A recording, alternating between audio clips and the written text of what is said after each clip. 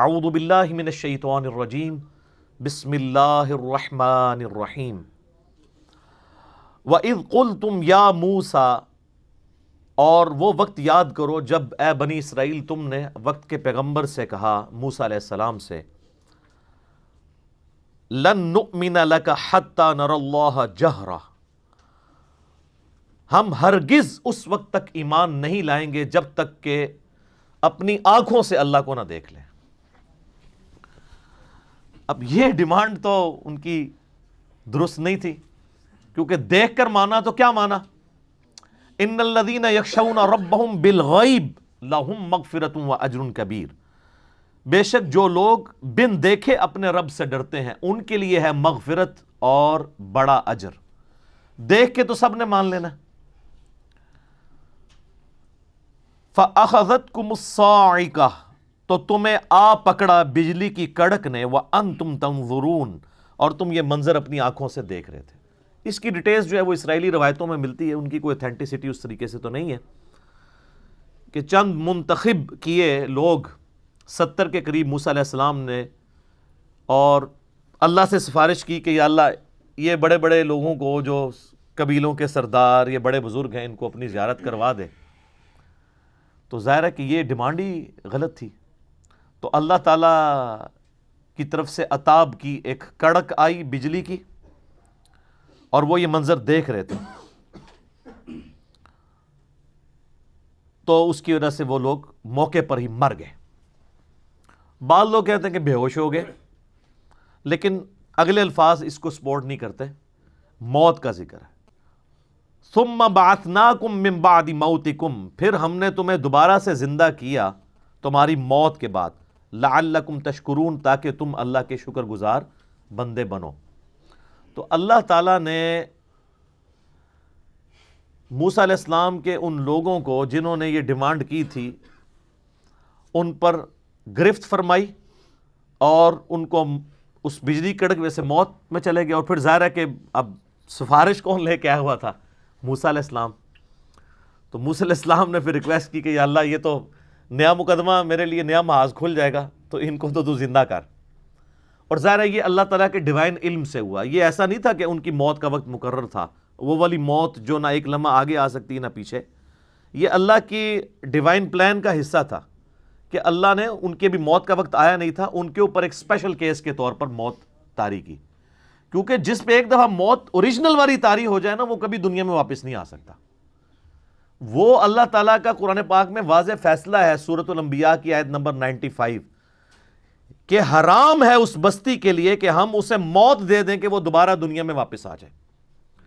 حضرت عیسیٰ علیہ السلام بھی جو مردوں کو زندہ کرتے تھے وہ دنیا میں چلتے پھرتے نہیں تھے، مردہ زندہ ہوتا تھا، عیسیٰ علیہ السلام کے نبی ہونے کی گواہی دیتا تھا، اور پھر دوبارہ ادھر ہی وہ مر جاتا تھا، چند منٹس کے لیے یا چند سیکنڈز کے لیے، کیونکہ حضرت عیسیٰ علیہ السلام کی نبوت کو اللہ نے منوانا تھا، یہ معجزے کے طور پہ ہوتا تھا۔ وہ اللہ کا رول اپنی جگہ ہے، لا تبدیل لکلمات اللہ، اللہ کے کلمات نہیں بدل سکتے۔ موت جو آئی ہے اب دوبارہ چانس ملنا ہی نہیں ہے۔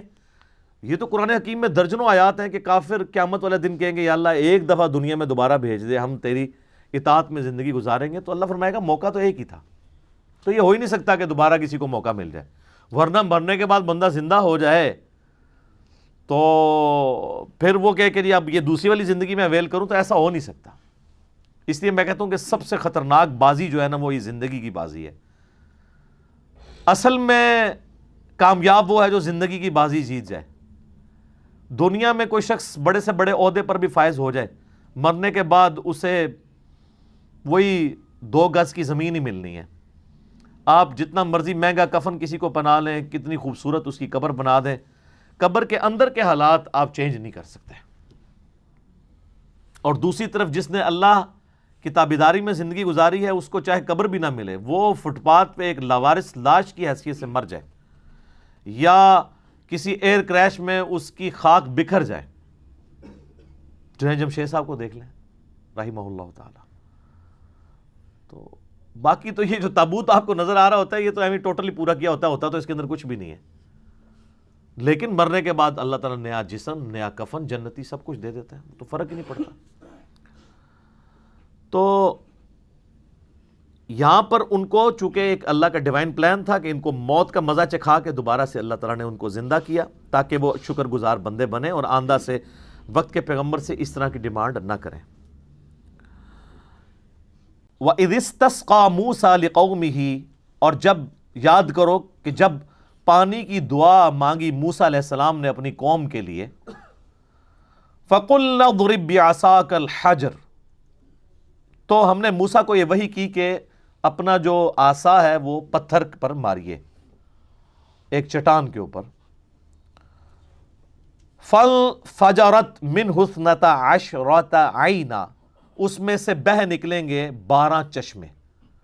تو یہ اللہ کی طرف سے معجزہ ہوا کہ جیسے ہی انہوں نے چٹان پہ مارا تو 12 چشمے نکلے۔ اچھا اب آپ دیکھ رہے ہیں ان میں واقعات کی ترتیب کوئی نہیں ہے، میں نے تو آپ کو ترتیب سے واقعے سنائے نا۔ قرآن کا مقصد کوئی ہسٹری سنانا نہیں ہوتا بلکہ عبرت حاصل کرنے والا معاملہ ہے۔ اب جو پہلے جو ذکر میں نے کیا اس میں تو موسیٰ علیہ السلام فوت ہو چکے ہوئے ہیں، اس کے بعد یہ سارا کچھ ہوا۔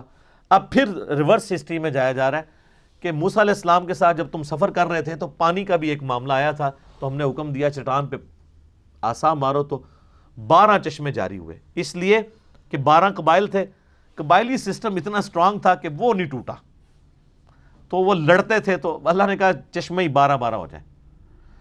قد علم کل اناس مشربہم، ہر گروہ نے اپنے حصے کی جو گھاٹ تھی اس کو پہچان لیا، یعنی وہ 12 بن گئے تو یہ اس کا ہے، یہ اس کا ہے۔ موسیٰ علیہ السلام نے ڈیفائن کر دیا کہ 12 قبیلوں میں یہ قبیلہ نمبر 1 کا ہے، یہ 2 کا ہے، یہ 3 کا ہے، یہ 4 کا، اس طریقے سے۔